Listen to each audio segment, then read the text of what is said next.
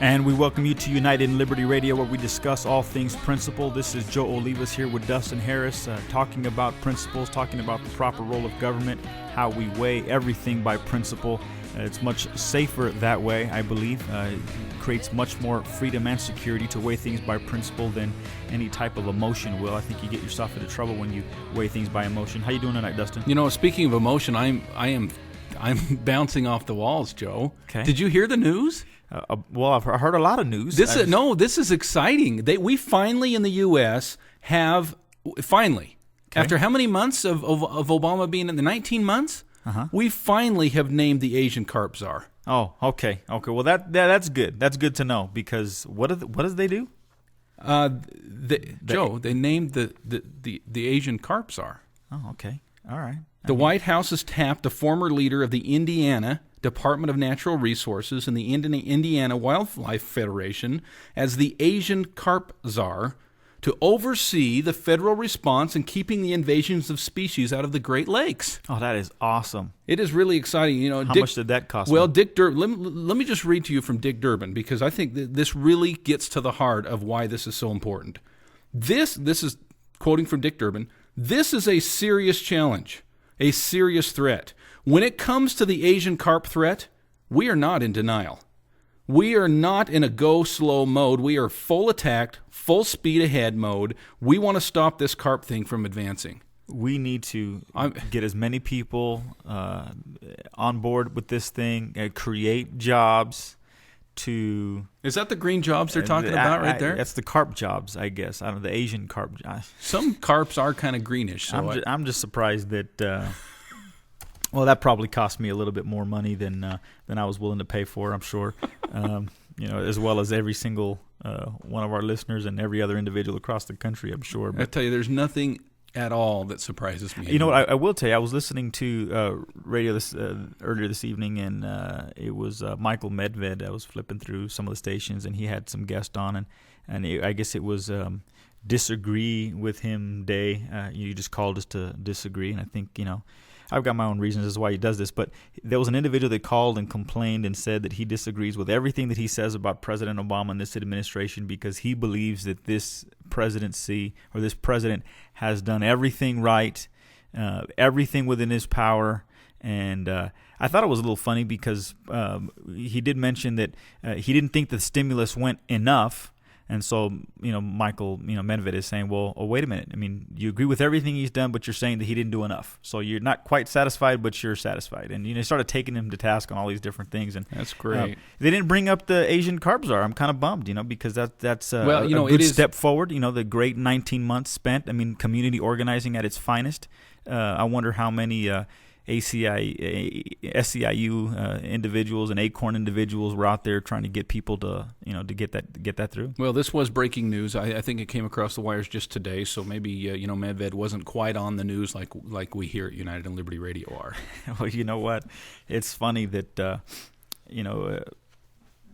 it's funny to hear some of the things that come out of the news and some of the things that take place.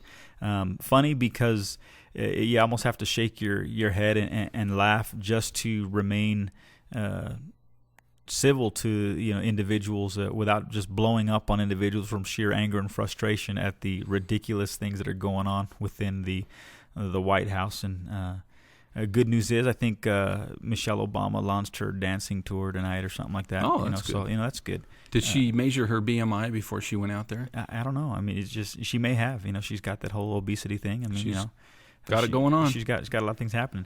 I wanted to talk to you about something that I know you were excited to read about it, and maybe some of our listeners have also heard about this. But an individual who I believe I've read through, and I can't see where the individual has violated any principles, but it looks to me like this individual adheres to and followed the principle that principle number 5: all mankind are justified before God in the defense of unalienable rights.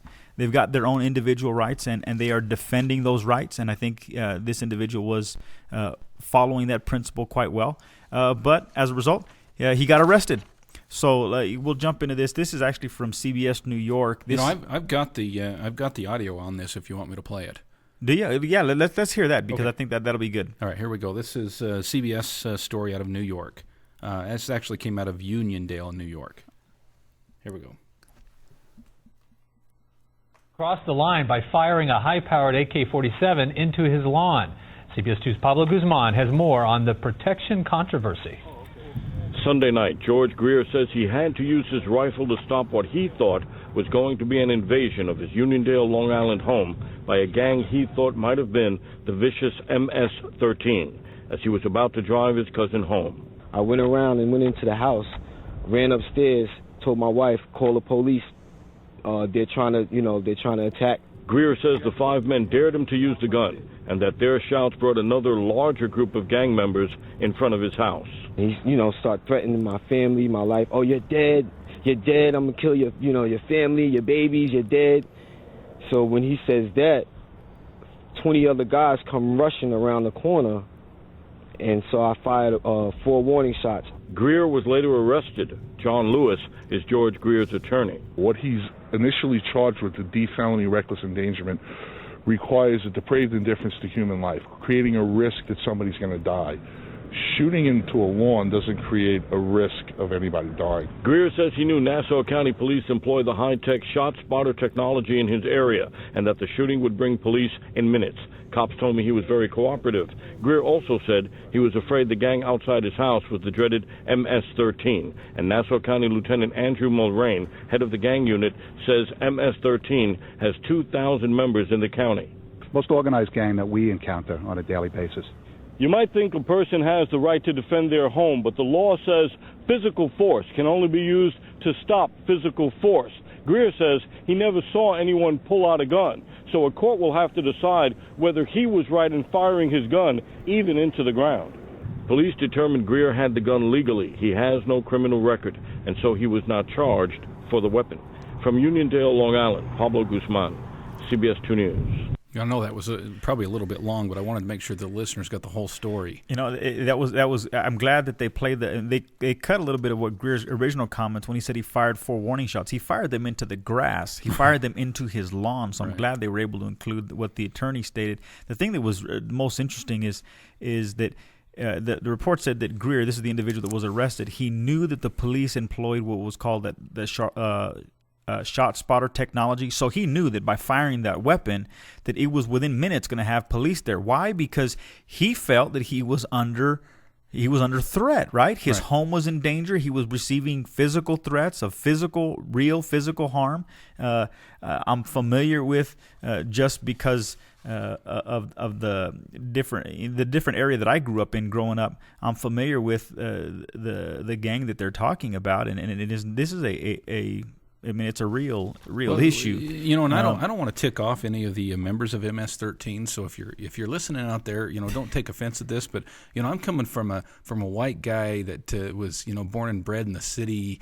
Born and bred in cow towns of Idaho, and so Joe, maybe you can explain to me what is the difference exactly between MS-13 and say, I don't know, MS-12 or MS-14. Well, I mean, the part of the 13 this would be a. I'm tripping you up, aren't I? No, I was. This would be a Latin gang. Okay. 13 would represent the southern part of the state. 14 would represent the northern part of the state. I'm just laughing because is that a precinct, a voting district, or is that? No. Although they do have, this particular gang does have a military hierarchy within their gang. Wow. So, but I'm just kind of laughing because I didn't think that growing up all of this knowledge about gangs and violence would become useful in my principled life. And so I know who to go to. So it works out. But the thing that's interesting is. What he's in part of the charge there was that you may think a person has the right to defend their home, but the law says you can only use physical